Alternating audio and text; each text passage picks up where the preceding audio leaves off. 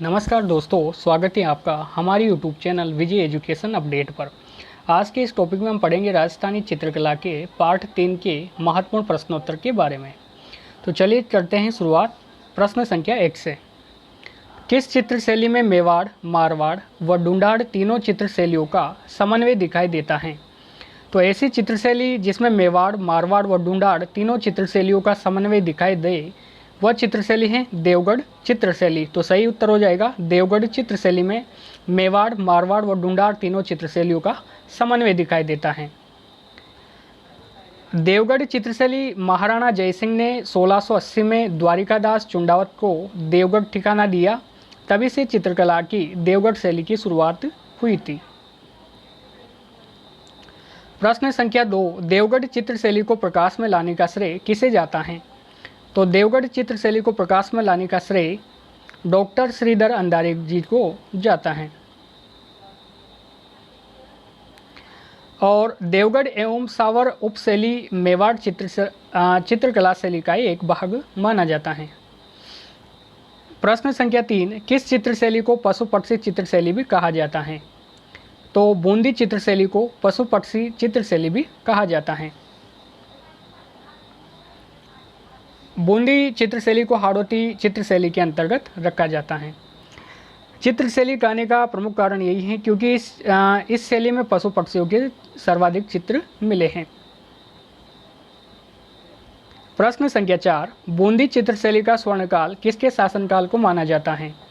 तो बूंदी चित्र शैली का स्वर्णकाल उम्मेद सिंह के शासनकाल को माना जाता है क्योंकि बूंदी चित्र शैली का सर्वाधिक विकास इन्हीं के शासनकाल में हुआ है, जबकि सुरजनहाड़ा के काल में शैली का विकास हुआ था। प्रश्न संख्या 5, वर्षा में नाचता हुआ मोर किस चित्र शैली की प्रमुख विशेषता है? तो वर्षा में नाचता हुआ मोर बूंदी चित्र शैली की एक प्रमुख विशेषता मानी गई है। महाराव उम्मेद सिंह के शासनकाल में चित्रशाला संग्रहालय बूंदी शैली का एक श्रेष्ठ उदाहरण माना जाता है, जिसे भित्ति चित्रों का स्वर्ग भी कहते हैं। उम्मेद सिंह का जंगली सुअर का शिकार करते हुए चित्र बनाया गया। और राजस्थानी चित्रकला का मुख्य प्रारंभिक केंद्र व राजस्थानी संस्कृति का पूर्ण चित्रण, पशु पक्षियों के चित्र, वर्षा में नाचता हुआ मोर इस चित्र शैली की प्रमुख विशेषता मानी गई है। बूंदी शैली पर मेवाड़ शैली का सर्वाधिक प्रभाव पड़ा है और बूंदी चित्रकला शैली के 2 प्रसिद्ध रागमाला के चित्र हैं, जिनमें एक रागिनी भैरव का और दूसरा राग दीपक का चित्र प्रसिद्ध है। प्रश्न संख्या 6, किस चित्र शैली को शिकार शैली के नाम से भी जाना जाता है? तो कोटा चित्र शैली को शिकार शैली के नाम से भी जाना जाता है क्योंकि इस शैली में सर्वाधिक चित्र शिकार करते हुए दर्शाए गए हैं। कोटा शैली को स्वतंत्र स्थापित करने का श्रेय राजा राम सिंह को जाता है। प्रश्न संख्या 7, कोटा चित्र शैली का स्वर्णकाल किसके शासनकाल को कहा जाता है? तो कोटा चित्र शैली का स्वर्णकाल उम्मेद सिंह के शासनकाल को माना जाता है क्योंकि इस चित्र शैली का सर्वाधिक विकास इन्हीं के शासनकाल में हुआ था। इस शैली में शिकार के दृश्य अधिक होने से इसे शिकार शैली के नाम से भी जाना जाता है।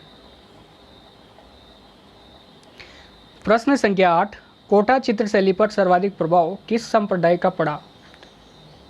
तो कोटा चित्र शैली पर सर्वाधिक प्रभाव वल्लभ संप्रदाय का पड़ा था। कोटा के महाराव भीम सिंह के कृष्ण भक्त होने के कारण इस शैली पर वल्लभ संप्रदाय का प्रभाव पड़ा हुआ है। प्रश्न संख्या 9, कोटा चित्र शैली का प्रमुख चित्रकार था? तो कोटा चित्र शैली का प्रमुख चित्रकार नूर मोहम्मद था, जबकि 1768 में डालू नामक चित्रकार ने रागमाला का यहाँ पर चित्रण किया था। प्रश्न संख्या 10, जयपुर शैली का स्वर्णकाल किसके शासनकाल को कहा जाता है? तो जयपुर शैली का स्वर्णकाल सवाई प्रताप सिंह के शासनकाल को माना जाता है। जयपुर शैली मुगल तथा राजस्थानी चित्रकला का मिश्रण मानी जाती है। इस शैली में मुगल शैली का सर्वाधिक प्रभाव देखने को मिलता है। प्रश्न संख्या 11, आदमकद पोर्ट्रेट किस चित्र शैली की विशेषता है? तो आदमकद पोर्ट्रेट जयपुर चित्रशैली की विशेषता मानी गई है। प्रश्न संख्या 12, राजस्थान में प्रथम आदमकद चित्र किसने व किसका बनाया? तो राजस्थान में प्रथम आदमकद चित्र साहिब राम नामक चित्रकार ने ईश्वरीय सिंह का बनाया था,